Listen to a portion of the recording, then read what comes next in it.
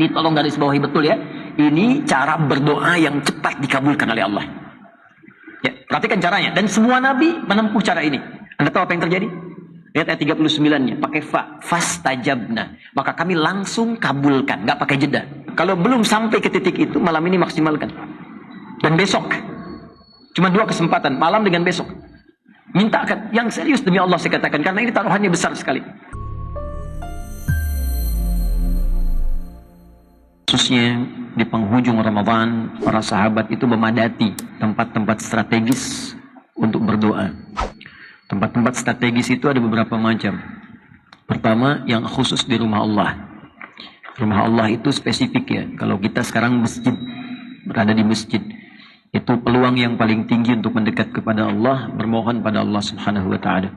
Karena itu di penghujung Ramadan, biasanya di sore-sore, ba'da asar menjelang Ramadan, itu ada sebagian waktu yang mereka habiskan untuk bermunajat kepada Allah Subhanahu wa Ta'ala. Biasanya yang diminta 3. Yang pertama adalah penerimaan dari amal yang telah dikerjakan selama Ramadan. Karena kita tidak tahu dari sekian amal yang kita kerjakan berapa yang diterima oleh Allah Subhanahu wa Ta'ala. Beruntung dan bersyukurnya kita, Allah punya sifat asy-syakur. Asy-syakur itu yang maha menerima walaupun sedikit. Walaupun tadi kita sholat itu, taruhlah 2 rakaat gitu, belum tentu 100% khusyuk kan. Tapi dari 100% itu walaupun cuma 5-10% itu masih diterima oleh Allah Subhanahu wa Ta'ala. Karena itulah kita berbahagia Allah menampilkan sikap dan sifat asy-syakur.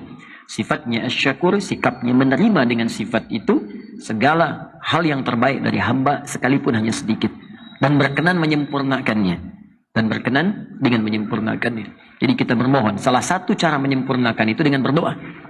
Ya, karena itu ada doa yang sampai kepada kita, wa tammim taqsirana ya Allah ya rabbal alamin.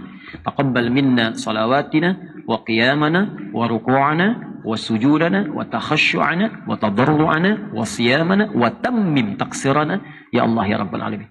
Ya Allah, mohon terima selama Ramadan ya Allah, puasa kami, salat kami, rukuk kami, sujud kami, kekhusyuan kami, penghambaan kami, semua amal kami, dan kami memahami enggak semuanya mungkin ya Allah kami kerjakan baik dalam pandangan-Mu. Namun mohon Allah, jikapun ada yang Kau nilai kurang, mohon sempurnakan Allah. Kekurangan itu Allah.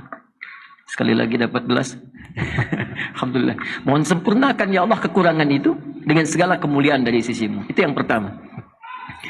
Yang kedua, memohon khusus ampunan kepada Allah Subhanahu wa Ta'ala. Karena ini spesifik. Hadis-hadisnya jelas dan tegas. Ya, jelas menampilkan tawaran ampunan setiap detik selama 30 hari Ramadan. Kalau kita lalui 30 hari ini. Hadisnya jelas di Al-Bukhari ada, hadis lain penguatnya ada, dan 3 redaksi ya yang disampaikan. Man shama Ramadhana imanan wa ihtisaban ghufira lahu ma taqaddama min dhanbi. 1. Man qama Ramadhana imanan wa ihtisaban ghufira lahu ma taqaddama min dhanbi. 2. Man qama lailatul qadri imanan wa ihtisaban ghufira lahu ma taqaddama min dhanbi. 3. Sehingga saking jelasnya ini Nabi sendiri mempraktekkan. Setiap malam beliau memohon kepada Allah, khususnya di jeda-jeda antara 2 rakaat salat tarawih itu. Allahumma innaka afuwun tuhibbul afwa fa'fu anni. Ya. Siapa yang menunaikan puasa Ramadan, siapa yang menunaikan qiyam malam di malam-malam Ramadan, siapa yang salat bersamaan dengan malam Al-Qadar, dia kerjakan dengan penuh keyakinan iman karena Allah, kemudian berintrospeksi diri. Jadi sholat yang benar itu bukan sekedar kita tunaikan, khususnya di malam-malam Ramadan, di waktu-waktu Ramadan, tapi diisikan dengan perasaan khusyuk kita. Dan hadisnya mengatakan wahtisaban, ikhlas, sekaligus ada unsur muhasabahnya.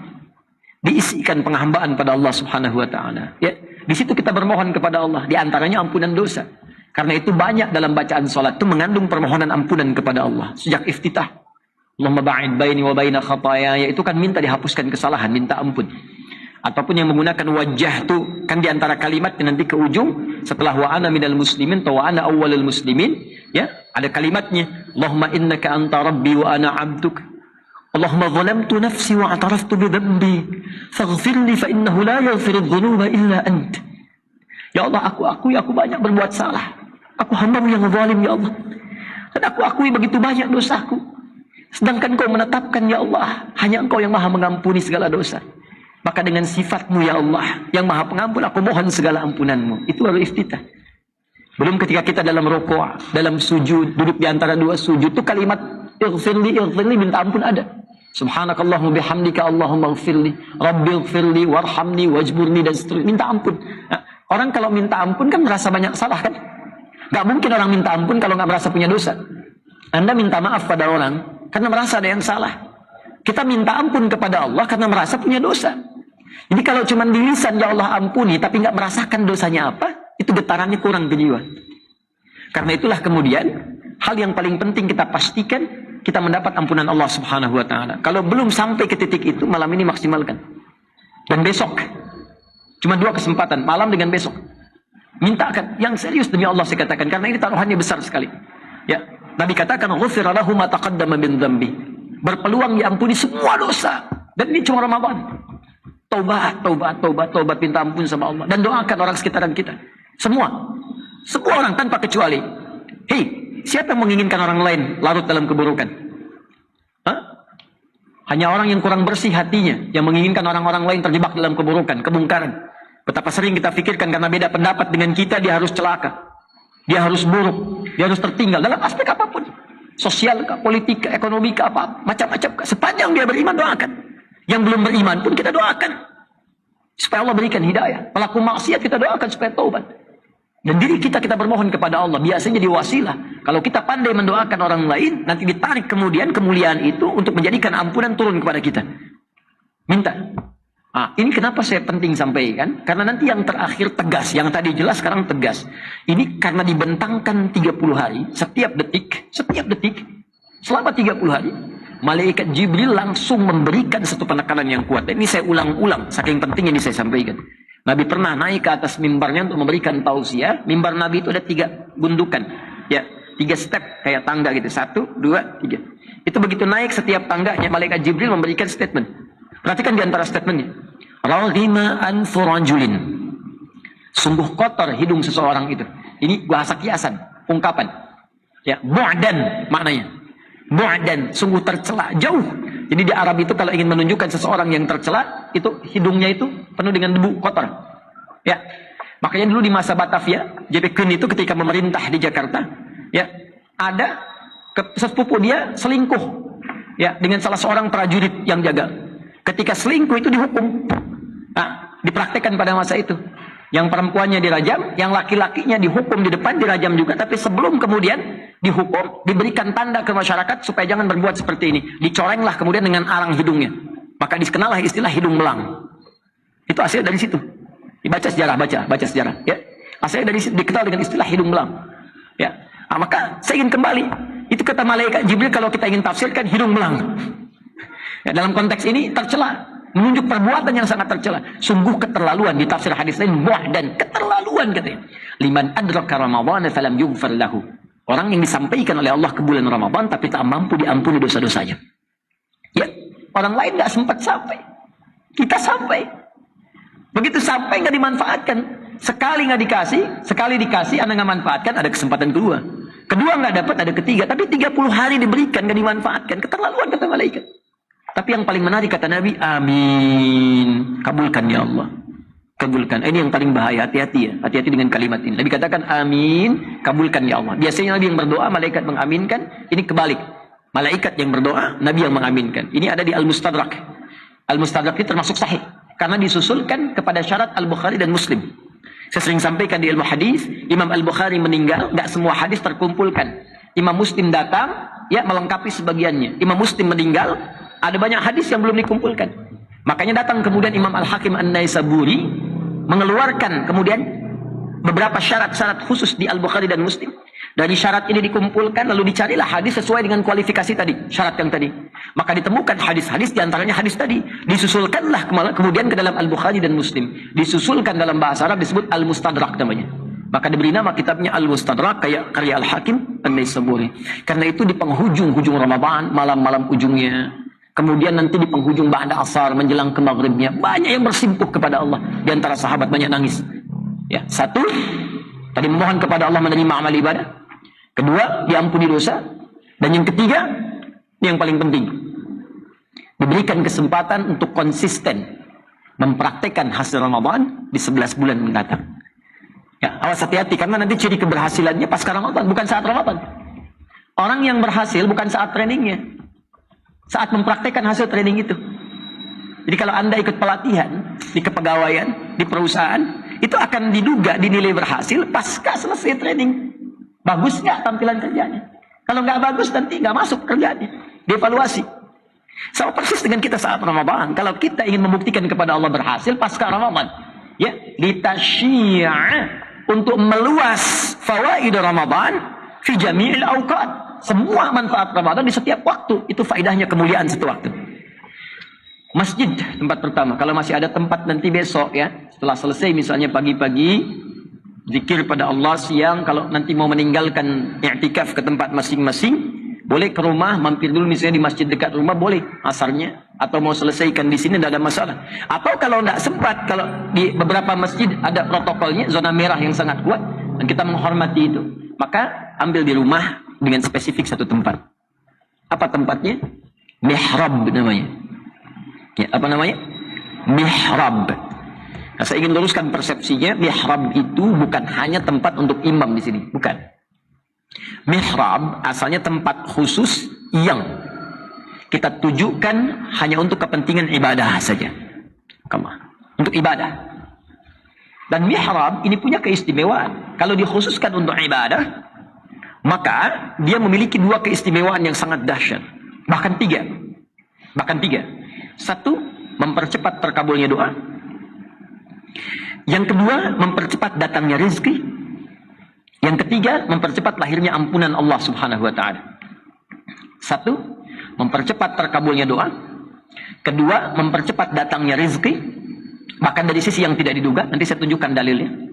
Dan yang ketiga, mempercepat datangnya ampunan Allah Subhanahu wa ta'ala. Makanya kenapa imam posisinya di mihrab? Ya, kenapa? Karena imam menjadi pemimpin kita dalam sholat. Dan imam yang menyampaikan permohonan kepada Allah dalam doa, dalam sholat. Karena itulah ditempatkan di mihrab, diharapkan doanya cepat dijawab oleh Allah. Karena itu disunnahkan sebelum memimpin itu menghadap kepada makmum. Melihat keumuman makmumnya siapa yang sholat. Adakah orang yang dalam perjalanan? Adakah orang yang terlihat dalam kesulitan? Adakah orang-orang anak kecil yang tidak mampu berdiri lama dan sebagainya? Lalu meletakkan surat terbaik, mohon kepada Allah termasuk dalam sujudnya. Ya. Nah, mihrab ini itu tidak hanya bisa kita khususkan di masjid, boleh kita tempatkan di rumah. Jadi selain bikin musalla agak besar lagi kalau di rumah misalnya, boleh di antara itu ada mihrab, tidak harus luas, tidak harus ruangan. Ada ruangan, alhamdulillah. Nggak ada ruangan, bentangkan sehamparan sejadah, cuma kita niatkan untuk mihrab. Kalau sudah mihrab tempatnya, ya, jadi mihrab itu yang tersekat namanya. Ya, yang tersekat bisa dengan konteks tekstual, disekat ya dengan pintu, dengan ruangan, bisa jadi majas, ya. Artinya apa? Kita bentangkan sejadah, cuma sekat dengan area sejadah itu, nggak boleh kita berlaku di situ selain ibadah. Makanya handphone keluarkan, ya. Jangan ngobrol, jangan macam-macam dunia, makan macam-macam, apalagi besok kan masih puasa, handphonenya keluarkan, lu fokuskan ibadah di situ. Kalau bisa kita lakukan, apa yang terjadi? Perhatikan teman-teman sekalian, ini yang dilakukan oleh Imran dengan Hannah. Sampai diabadikan dalam Al-Quran di ayat 37. Saat Imran dengan Hannah itu bukan Nabi, bukan Rasul. Makanya diberi oleh Allah contoh yang bukan Nabi, bukan Rasul, supaya kita tiru. Dan Anda tidak berkata, itu kan Nabi, itu kan Rasul. Sekarang Allah sebelum kita bertanya menjelaskan, ini bukan Nabi, bukan Rasul.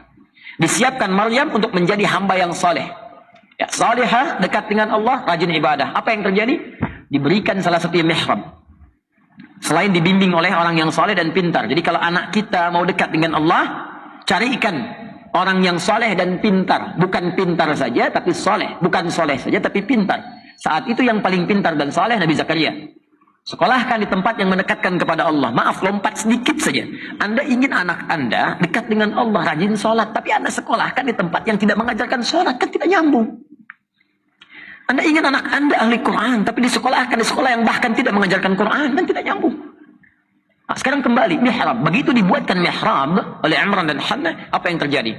Ayat 37 saya bacakan cepat. Fataqabbalaha rabbuha biqabulin hasanin, maka diterimalah ikhtiar itu oleh Allah. Jadi baru kita bikin dengan niat yang ikhlas. Innamal a'malu binniyat. Kembali ke niat kita. Begitu kita ikhlaskan karena Allah, diterima oleh Allah. Wa ambataha nabatan hasana wa kafalaha Zakaria. Kisah Maryam, Lalu dirawat oleh Nabi Zakaria, diperhatikan tadi yang saya sampaikan. Ya, apa yang terjadi? Diperhatikan oleh Allah. Jadi orang-orang yang spesifik menyiapkan diri untuk mendekat kepada Allah dapat perhatian Allah. Dan tidak mudah mendapatkan perhatian Allah. Anda ingin mendapatkan perhatian pimpinan di kantor, di perusahaan, atau dalam kehidupan sosial, mencari sesuatu kan? Kita sekarang mendapat perhatian Allah itu mahal. Maka ketika perhatian Allah diberikan, apa yang terjadi? Kullama dakhala 'alaiha Zakariyal mihrab wajada 'indaha rizqa. Qala ya Maryam anna laki hadha? Qalat huwa min 'indillah. Innallaha yarzuqu man yasha' bighairi hisab. Setiap kali Nabi Zakaria masuk ke mihrab itu, mendapati semua kebutuhan Maryam, rizki. Tadi yang saya katakan, mihrab mempercepat datangnya rizki. Ditanya oleh Nabi Zakaria, dari mana semua ini? Saya kan baru mengantarkan makanan, ada makanan. Saya mau mengantarkan baju ganti, sudah ada baju ganti. Semua ada. Dia berkata, Maryam berkata, semua dari Allah. Allah akan memberikan rizki tanpa batas pada siapa yang dia kehendaki. Ini saya mau ajarkan fikihnya sedikit, mohon izin ya. Atau menyampaikan, maksud saya menyampaikan apa yang guru kami pernah ajarkan. Ya, mohon maafkan saya, menyampaikan kembali apa yang guru kami pernah ajarkan. Perhatikan baik-baik. Kalau ada kalimat begini di Quran, mayyasha, mayyasha, siapa yang dikehendaki. Maka jangan batasi ayat itu pada keterangan kisahnya. Karena kaidah di ulumul Quran bab asbabun nuzul mengatakan al-ibratu bi'umumil lafzi la bi khususis sababi. Hikmah itu, keutamaan itu, kebaikan itu sepanjang tidak dikhususkan lafadznya pada kejadian tertentu, maka dia berlaku umum walaupun kisahnya dicontohkan pada satu kasus. Jadi cara memahaminya begini, kata Maryam, Allah akan memberikan rizki kepada siapapun yang dia kehendaki. Jangan batasi dengan Maryam. Caranya adalah, jadilah orang yang termasuk dikehendaki oleh Allah seperti Maryam. Itu caranya. Nah ini yang dibaca Nabi Zakaria. Saya mau masuk pada bagian kedua kemuliaan mihrab. Nabi Zakaria baca, oh Maryam dikehendaki oleh Allah. Dapat sesuatu tanpa batasan. Bi ghairi hisab, tanpa batas. Qadar Allah, Nabi Zakaria pada saat itu punya keterbatasan. Kata medis, secara klinis gak mungkin punya keturunan. Istrinya divonis maaf, menopause dan mandul, beliau sudah sepuh. Rambut memutih, fisiknya sudah letih. Maka apa yang beliau simpulkan? Saya walaupun nabi, ada satu yang saya belum punya, seperti Maryam. Apa itu? Mihrab khusus. Maka sholatlah di situ, minta sama Allah. Ini yang mau saya katakan, mihrab mempercepat terkabulnya doa. Maka ayat 38-nya Nabi Zakaria sholat di situ. Hunalika da'a Zakaria rabbah. Maka Nabi Zakaria sholat di situ bermohon kepada Allah Rabbnya. Qala Rabbi habli min ladunka dzurriyyatan thayyibah. Ini tolong garis bawahi betul ya. Ini cara berdoa yang cepat dikabulkan oleh Allah. Ya, perhatikan caranya. Dan semua nabi menempuh cara ini. Saya keluarkan dari Al-Quran. Ya, saya sedang siapkan satu buku. Ya, doa-doa nanti dalam Al-Quran yang pernah dipraktekkan para nabi dan rasul. Kemudian di ujungnya ditutup statementnya oleh Allah. Bila ada yang mencontoh ini, maka Allah akan mengabulkan dengan pengabulan yang sama seperti yang dikabulkan pada sebelumnya. Nah, qala Rabbi habli. Pertama, ya Allah yang maha pemberi tanpa batas. Ya, nanti kalau besok berdoa atau malam nanti berdoa, maka saya sarankan berdoa ya dimulai dengan al-asmaul husna. Mengamalkan Quran surah ke-17 ayat 110. Qulid'ullaha awid'ur rahman ayyamma tad'u falahul asmaul husna. Kalau punya kebutuhan sebut nama Allah, minta berdoa. Sebut namanya Ar-Rahman, atau kalau Anda tahu, sebut salah satu nama Allah yang terbaik yang Allah berikan kepada kita sesuai kebutuhan kita. Jadi Allah itu membentangkan nama, bukan sekedar nama, yang menjawab semua kebutuhan kita. Jadi kalau Anda butuh rezeki, sebut namanya, ya Allah ya Razzaq. Kalau butuh pengetahuan ditambah, ya Allah ya Alim. Kalau butuh perlindungan, ya Allah ya Jabbar. Kalau butuh kesabaran, ya Allah ya Sabr. Ya. Maka Nabi Zakaria kan tadi divonis terbatas, gak mungkin punya keturunan. Maka beliau mesti menyebut nama Allah pemberi tanpa batasan. Nama Allah yang memberi tanpa batas disebut Wahhab namanya. Wahhab. Permintaan dalam bentuk permintaan tolab namanya hab. Untuk sendiri li, untuk banyakkan lana. Rabbana habli, Rabbana hablana min azwajina dan seterusnya. Maka beliau minta habli. Dzalika da'a Zakaria rabba qala rabbi habli, ya Allah yang Maha pemberi tanpa batas. Mereka mengatakan aku punya keterbatasan. Aku memohon kepadamu yang tidak punya batas dalam pemberian. Dzurriyyatan thayyibah. Ya, Rabbi habli min ladunka dzurriyyatan thayyibah. Dari sisimu saja ya Allah. Karena mereka mengatakan mustahil.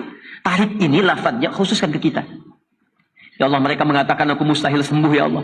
Ya Allah, mereka mengatakan masalahku di rumah mustahil tidak selesai ya Allah. Ya Allah, mereka mengatakan aku tidak mungkin mendapat pekerjaan ya Allah. Ya Allah, mereka mengatakan tidak mungkin masalah selesai. Sedangkan hanya Allah pemberi tanpa batas. Aku meyakini ya Allah. Aku meyakini hanya Engkau yang memberi solusi tanpa batas. Aku mohon solusi darimu saja ya Allah ketika mereka katakan tidak mungkin diberikan. Innaka sami'ud du'a. Perhatikan cara menerjemahkannya. Ini beda dengan terjemahan di tafsir ya. Innaka sami'ud du'a. Sungguh aku meyakini hanya Engkau yang mampu mengabulkan doa. Kalau pada yang maha mengabulkan doa saja, yang maha mendengar doa tidak dikabulkan, lantas kepada siapa lagi aku mesti meminta? Anda tahu apa yang terjadi? Lihat ayat 39-nya, pakai fastajabna. Maka kami langsung kabulkan, nggak pakai jeda. Karena itu besok, kalau nggak di masjid, ya menjelang ba'da asar, boleh jeda sebentar, gitu kan? Tilawah, zikir, istighfar. Nanti menjelang ke maghrib itu enak tuh suasananya. Anda akan dapatkan keheningan tersendiri dalam hati itu. Ada getaran. Memang kadang-kadang ada kesedihan. Tapi juga disertai kebahagiaan. Seperti pertanyaan saudari kita beberapa waktu lalu itu. Ada kesedihan tapi ada kebahagiaan. Setelah itu tiba kemudian ada air mata. Begitu air mata mengalir, sertai dengan doa. Disitulah titik bagaimana Allah memberikan rahmat kepada kita. Minta ampunan, minta kabulkan doa. Maka silahkan lihat bagaimana reaksinya. Ya. Yang di rumah kalau sudah pulang esok misalnya asar mau buka dengan keluarga, ini biasa di akhir-akhir biasanya kalau i'tikaf selesai ya, di antara sahabat juga ba'da asar ada yang keluar ya, kemudian memperbanyak takbir kepada Allah, kemudian baru kembali lagi untuk berzikir memohon ampunan di penghujung menjelang maghrib. Silahkan lakukan di mihrab duduk. Nah ini yang kedua ya. Nah kemudian persiapan setelah itu takbir udah senang. Saya dengan teman-teman tuh dulu masya Allah ya, setiap Ramadan tuh suka teman-teman kabari lagi, ayo yuk masuk yuk masjid itu. Gak usah pimpin macam-macam, gak usah berjamaah, sendiri-sendiri aja. Sampaikan, ada yang ke pojok, ada yang di mana masing-masing gitu.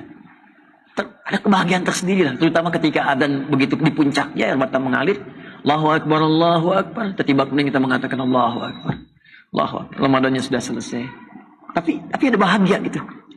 Nah, baru setelah itu sirna, ba'da isya kita bisa bertakbir gitu. Allahu Akbar, Allahu Akbar, Allahu Akbar.